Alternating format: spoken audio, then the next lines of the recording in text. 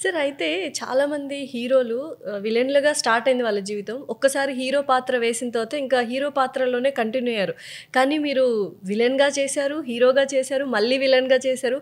కొన్ని కొన్ని సినిమాల్లో కమెడియన్‌గా కూడా చేశారు. సో ఏంటి సార్ అంత ధైర్యం ఎక్కడి నుంచి వచ్చింది? ఒక ఇమేజ్ పోతదేమో అన్న భయం లేదా? భయం అనేది నా జీవితంలో లేదు. Definitely sir. నిన్ను చూసి నేను ఎందుకు భయపడాలి?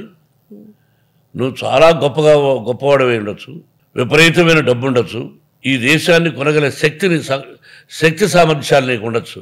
దేని చూసి భయపడాలి నీకు? నా దారి వేరు, నీ దారి వేరు. నేను దొంగతనం చేయను, మోసం చేయను, ఇంకోటి చేయను. ఉన్నప్పుడు సాధారణ మానవుడుగా మాది చాలా మధ్యతరగతి కుటుంబం. నాన్నగారు elementary school teacher. I was a teacher 1 year as a physical education director. మీకు అర్థమైందా? కాబట్టి పేదరికంలో నుంచి ఆవేశం అన్నీ వస్తాయి. నీతి, న్యాయం, ధర్మం అనేది కూడా నాన్నగారు బోర్డు మీద టీచర్గా రాశాడు. సత్యమునే పలుకోలేను, అసత్యము ఆడరాదు. ఇటువంటివన్నీ అందరికీ ఉంటారు. 60 మంది స్టూడెంట్స్ ఉంటే 60 మంది చదువుతారు.